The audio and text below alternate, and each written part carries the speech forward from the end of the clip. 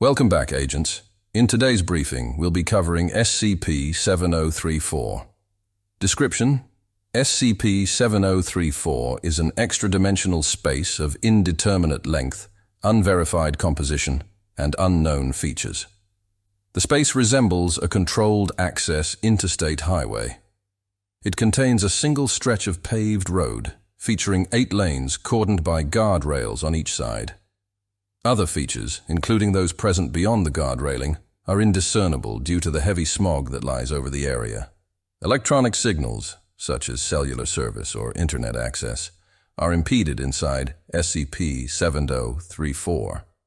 SCP-7034 is highly congested with traffic, with all lanes occupied by vehicles of various make and models. The length of this congestion, including its endpoint, is unknown. Attempts to identify these vehicles via license plate numbers have been met with varying degrees of success. Several automobiles align with missing person reports, though some are geographically disparate from the supposed access point to SCP-7034. How SCP-7034 can be accessed remains unclear. The Foundation became aware of it following the disappearance of senior researcher Richard Battaglia, who entered the interstate after emerging from a tunnel while commuting on Interstate Highway I-85 on December 3, 2022. Battaglia established contact with the Foundation several hours into the congestion, suspecting that he was experiencing an anomaly. The following are transcripts of recordings sent from Richard Battaglia to the Foundation via an emergency use one-way communicator, a paratechnical device issued to select personnel if traditional communication is impossible. Test? This is Senior Researcher Richard Battaglia, Area 179, Department of Containment. Don't know who at the mothership is going to be receiving this, but the emergency kit paid off. None of you can make fun of me for lugging it around anymore, okay? If this is just an ordinary traffic jam, just disregard. You can take all the piss you want once I get back. Not sure where I am. I'm on my way home to Gainesville for Christmas, and it's been a while since I was on these roads. I want to say, an hour past state lines. I got out of a tunnel on I-85 and rolled up to a detour like normal, thinking, shit, of course. But I've been stuck in traffic for, it's gotta be 10 hours now. Hard to tell with the fog. We're moving forward, but barely. The phone doesn't work. Pissed in a bottle twice already. I'm about half a tank full, so I should be good there, but again, Dr. Richard Battaglia, Department of Containment. I came off exit 242 on I-85. I'll keep in touch. 6 in the morning. Still as dark as it was at midnight. The fog's not lifting either. I tried to roll the window down, but there's this fucking awful smell. Don't know if it's exhaust or what. Christ. I fell asleep a little, but the row ahead moved forward like an inch, so this knucklehead behind me just laid on the fucking horn. Cars are just building up. You can see it in the rear view. Exit 242, I-85, send someone. 10 o'clock, the sky, not even exaggerating, the sky is still fucking black. I thought it was night at first, but I should be hugging my kid now, you know? Had a whole surprise day planned out for him since Daddy was finally coming home from work. And I know she's been getting him excited for it too. What a fucking joke. I'm tired. Everyone here has to be. Staying awake with an energy drink and some old nu metal CDs I haven't listened to since college. Yeah, I busted out the CDs. I'm trying to squeeze my way onto the shoulder, but I don't think there is one. Just a far lane that's as packed as the others. This guy just got rear-ended, just now. Must have fallen asleep or something. Jesus. He's moving forward now, but should be fine for another few hours, I think. I've stayed up longer, and this caffeine's putting work in. Other than that, same old, same old. Kiddo's probably up and asking what the surprise is. If I had to guess, Breeze called me at least 100 times. My legs are fucking killing me, man. Christ, are you fucking kidding me? I can't even step out of the goddamn car. Exhaust. Fumes. It's everywhere.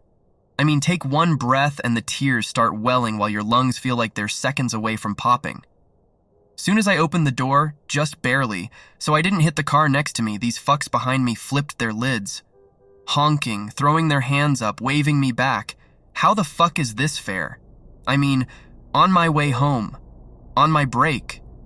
After a year of nothing but paperwork and bullshit, I can't even spend time with my fucking family. And to be stuck like this without, food or water or anything, I just don't know what the hell I'm supposed to do. I don't have field experience. I'm not a soldier. I can't even fucking turn back if I wanted to. There's no room. There's people all around me and they can't get out either. And sorry about what I think I sent last night. I forget what I said, but it's been 2 days now. On the dot. I'm living off a sip of water every 6 hours with no clue what anyone else is doing to fuel themselves. Haven't slept more than an hour before someone lays on the horn. It's all they seem to care about, just moving forward. The part of this that fucks me up is that if we all stepped out, we'd be able to communicate with one another and maybe figure something out. I don't know. I've never talked to people, organized things. I thought by now, you'd think someone would have fucking done something, right? Going to see if I can talk to the driver next to me. Don't know if you got that. Been shouting through the windows the past few hours, rolling them up and down every few minutes to offset the smog. The guy next to me is named Michael, an older guy. Got here off a different highway entirely, I-70. So we're planning something. I'm in the lane furthest to the right. If I was able to talk to him, he could talk to the driver next to him and so on. Eventually, we'll have an entire row of cars that are willing to get out of their cars, right? And maybe if we all stop, the lane behind us will too. Or they won't, and they'll run us down the second the doors open. Worst case scenario, I have a gun. I just need this to work. I'm starving. I'm fucking scared. Bree's probably losing her mind over this. Yeah, it's not like you would fucking tell her what's happening, would you? We just need this to work. So, Michael got through to the person next to him, and they're getting through to the car on their left. We might be able to pull this off. If this is my last message, I'm either a pile of guts on the road or I died of a pulled muscle after sitting in my car for so fucking long. But it won't be, because we're getting out of here. Wow, that went better than I expected. I'm lying down in the back seat right now. Fucking finally. I'm figuring out where to start. I hopped out of the car as soon as we stopped, gun in my pocket. Immediately, the idiot behind me slammed on the horn, but they cut that out when they saw Michael open his door too, and the woman next to him, and the one next to her. And then eventually, everyone in our row was standing in the road. The fumes choked the hell out of us, and it's fucking scorching out there too, but no one got back in. Ordinary people, each of them just as scared and tired and unwashed as the rest of us. That was a major relief, honestly. I was half expecting monsters or something. We weren't able to stay out in the open for more than 10 minutes. Some folded in less, the air's too much, but we did organize a plan. People who wanted to move forward, they did so. Kept driving. The rest of us set up our cars in a sort of barricade along the road, leaving only the middle lane open for people to pass through. Such a fucking relief to be able to turn the car off and lay down in the back seat. And that's it. There's no long-term plan. I mean, there can't be. We've secured some supplies from tractor trailers who've come by, warm water and soda. But we're screwed when it comes to anything else. Without refrigeration or electricity, we'll last a few days at most. The air outside is a problem, but I'm struggling to think of a solution. We either suffocate in a cramped car or choke on exhaust. But that's a problem for tomorrow, I guess. Slept for the first time in days. I slept.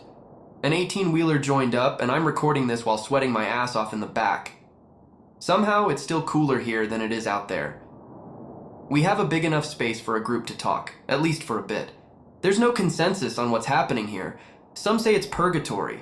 Others aren't convinced it's supernatural. One woman thinks it's a dream. I'm trying my hardest to tell everyone to keep their heads up, that help is coming. But it's been 4 days now, and I don't know if it is. I know these are going through, but I'm assuming you haven't found a way in yet.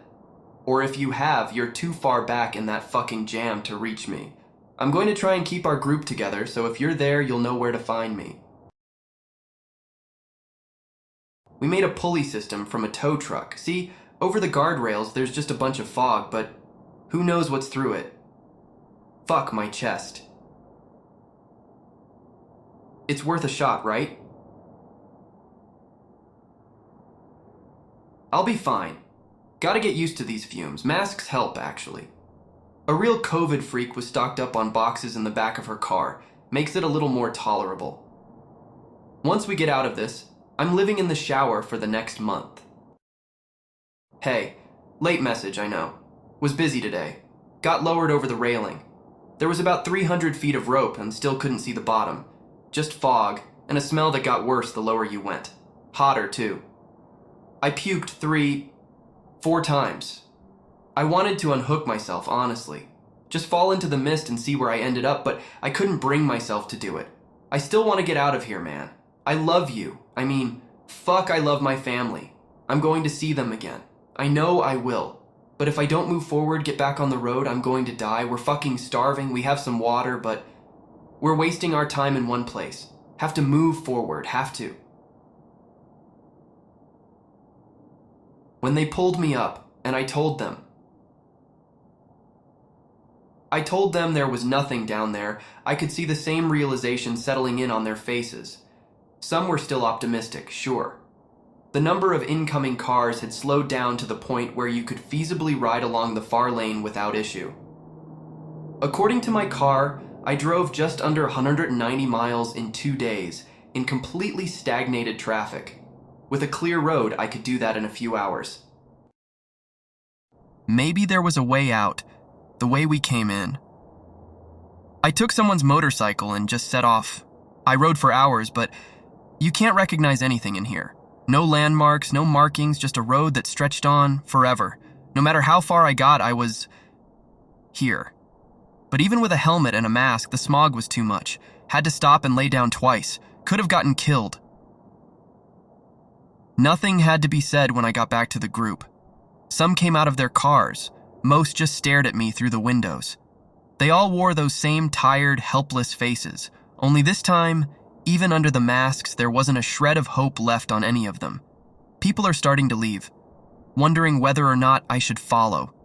Had a meeting in the rig, decided it was for the best.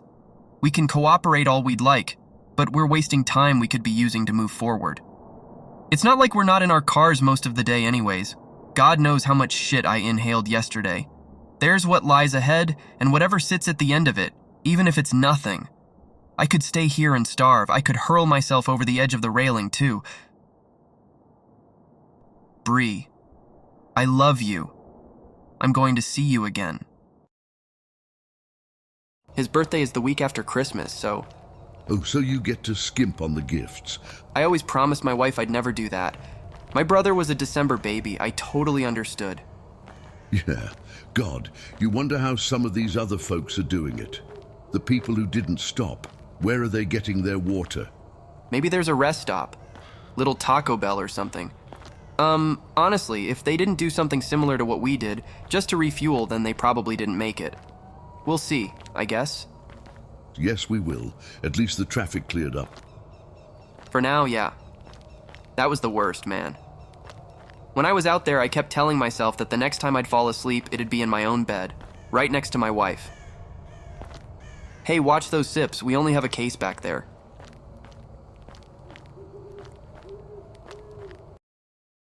Things are getting worse. Saw a car in the middle of the lane. The driver was slumped over the wheel, laying on the horn. That's someone who's never going home. Whose family and friends are... They're going to be wondering where he is. What the last thing he said to them was, "I miss you. I love you." Running out of gas. Going to have to hop into Michael's car or the girls or... I don't know. At night, there are cars parked along the side and... No, I'm not going to do that. We scavenged some food today, believe it or not. Someone blew the tires out on a tractor trailer marked as a supermarket distribution truck. The whole thing was on its side in the middle of the road. Half of the food was gone, and most of it was rotting, but it's something. Didn't look for the driver. I am not fucking equipped to handle this shit. Fuck. One of the girls, the sisters, Eliana, she killed herself while we were sleeping. I was watching the cars. She just ran out of the car and jumped off the side. And I fucking watched her. By the time I tried to move, she was over the edge, and her sister's a wreck now. Michael's with her, but she just did it. God damn it, who cares? Who even cares? Battaglia cries for the duration of the recording. Out of fuel. With Michael now. Valentina is behind us, her car's still running. Poor girl. Yeah, I fucking told Michael what I'm doing. Who cares? Amnesticize him when we make it out. I don't give a shit anymore. Terrain's getting worse. More crashes, some bodies. Saw some fuck with a flat tire stuck in the middle of the lane. I think he was part of our group from a few days back. Tried to flag us down, but he's more weight. We're already hurting for fuel. It's not like we couldn't have helped him. Michael has a spare in the back. We have to move it from view when we get a chance. Saw someone get raided the other night for theirs. We have problems of my own, like this fucking engine. Keeps fucking sputtering, and my knees are practically cooking from the heat. He fired a shot at us, some bastard firing behind his car. Sounded like a rifle, but I don't know. I took out one of their tires. Didn't fuck with me after that. There's easier targets to hold up than the guy who can fire back. Unless they have a spare, or take one from someone who does, they're screwed, but that's how it is here. I feel like scum. I don't even regret what I did. That's why. Hold on, I have to focus. Smog's getting thicker. Michael's out, yeah. We're just driving in shifts instead of parking to sleep. Can't waste time. Shit. We're out of gas. Don't know where Valentina is. I guess we just lost track of her. She was behind us a few hours ago. It's so hard to see with the fumes. Food's all bad too. I don't know what we're going to do. There's never a car too far away, but god damn it, I don't want to fucking do this, man. It's dead. Figuring something out. Had to drop Michael's car. Looking out for me now. For myself. There was a car right across from me. Smashed the window open and threw out the bodies. SUV with a family of 5, all dead, half a tank left. Just horrible. There's corpses on the road, bodies, track-covered, tarred, bloodied bodies all around. God, no, that's not me. That's not gonna be me. Some of the cars are just covered in the stuff. There was a head in the grill of a pickup truck just stuck there. I'm so fucking thirsty. Water all around me, but I wouldn't do that. It's getting harder to drive straight. Too much shit on the road. I think I ran someone over. I don't know. Don't know. Not thinking about it. There isn't traffic anymore. There's no room for it. Just burning wrecks and bodies. Sometimes I pass people. I figured, sometimes they're eating the bodies. They can die back there, but not me. I'm getting out of this. I love you so much. I'm getting further than anyone else because I love you. Gonna make it up to you. There's a massive pile of waste in the way. Cars, wreckage, bodies, lots of bodies. Dozens of them. It's burning. I don't know what happened, but I can't even see the top. Fuck. I'm going to have to climb over, get out of the car and see what's ahead. Fuck. Fucking.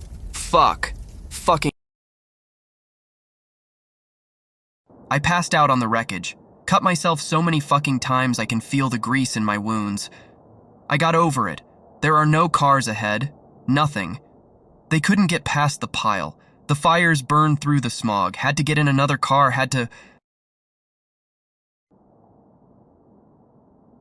I'm in a car again. Every second I'm just thinking of getting home. Of coming out alive. I should be dead by now, but I'm not. That means something to me. I'm going to fucking pass out. There were cars on my left. I don't know where they came from. God. What happened was, the one on my left came to a stop. The driver stepped out. Guess he was just fucking weak. All of a sudden, this tractor trailer comes barreling out of nowhere. No horn, nothing.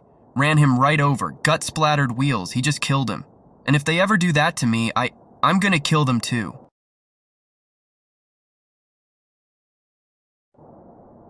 Some fuck just tried to run me off the road. Didn't let them do it. I don't care who it was. It feels like it's just me out here, me and the bodies. There's some sort of... Oh my god! There's an incline. In the distance. It's going up. Through the fucking clouds. My fucking god, it's something. I'm making it out. Full speed. Racing up this hill for an hour now. Fuck you all. I'll be home soon. I know I deserve this. Thank God, I know I deserve this. I'm in the fucking clouds now. It just keeps going higher and higher. The smog's clearing. Less black, more gray. This is it. This is it. Road's evening out. Sky's clearer. I'm coming up to... Wait, that's... another... car... What? What the fuck? Battaglia sobs and screams for over 20 minutes. The sound of banging is heard. Battaglia screams, repeatedly punching the window of his car until it shatters. Transcript cut for brevity. No transmission was received for 18 hours, the longest gap between correspondences. Once a transmission did come through, periodic banging sounds are heard between the cacophony of machine-like grinding. Hello? Have to speak up. Okay, good. Still good. This is, Senior Researcher, Richard Battaglia, Area 179, Department of Containment. I've processed that this is going to be my last message.